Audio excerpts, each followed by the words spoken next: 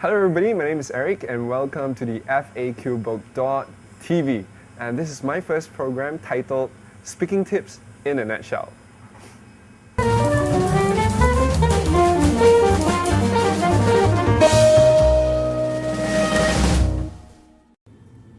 Here's the question for today. You will like this one. How do you exactly become funny if you're not exactly a funny speaker yourself? How do you become a ha-ha speaker? I have a couple of solutions for you. Number one, start a humor file. Now, you know in a bank, you put in money and then you take out money. Likewise, as a speaker, I want you to start to pay attention to funny things that happen around you. It could be jokes or anecdotes that your friend shared with you. It could be about the comics that you read, the cartoons that you watch, or the things that you see that happen around you. When this is funny, I want you to write it down quickly in your jotter book. Do not wait. Write it down immediately. And then in the next time where you have a presentation, pick one or two that will be appropriate for your presentation. That's one. Number two, tell an imbroglio story. Now, what is an imbroglio story? An imbroglio story is a story about yourself, an embarrassing story about yourself.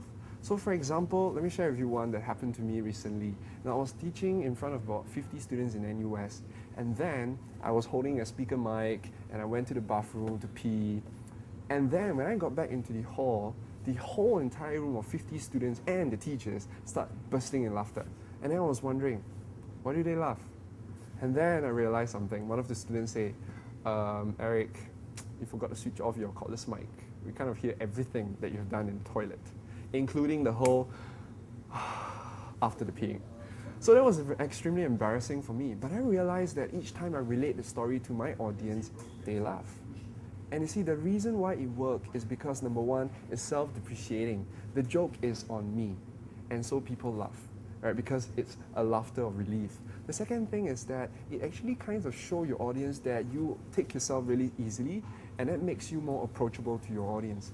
And thirdly, when something funny happened to you, you want to think about how you can leverage on that story to make a point.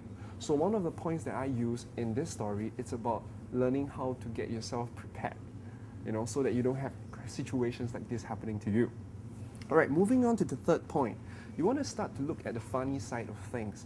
Anything that happened to you, ask yourself, what's funny about this? Why would this be funny to my audience? Just that inquiry is going to help you to start to look at things in a slapstick point of view. Fourth one, when you have conversations with your friends, I want you to start paying attention to the things that you say. Now, each time you cause your friend to laugh, yes, you might not know why, but take note of what's the reason that causes your friend to laugh.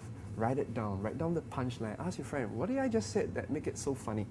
And then you recreate it in your speech. Now let me conclude by giving you another formula, and that is you want to practice humor.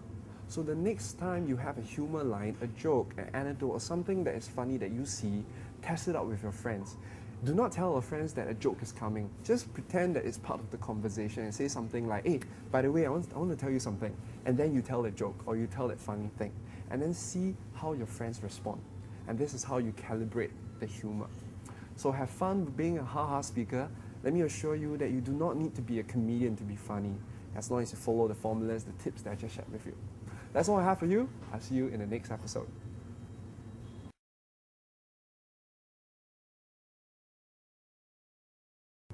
Hello, have you gotten yourself the copy of the FAQ book on public speaking? If not, you really have to, because in this book, it contains 75 burning questions that people have asked from all over the world. Now, the categories of the book includes overcoming your nervousness and stage fright, connecting with your audience, organizing your speech for maximum impact, learning how to get your audience inspired, interested, and influenced, and winning speech contests, etc., etc. Seriously, you got to get yourself this book. Plus, it is for a good cause of ending world hunger, by allowing me to bring my family for an expensive meal in a restaurant.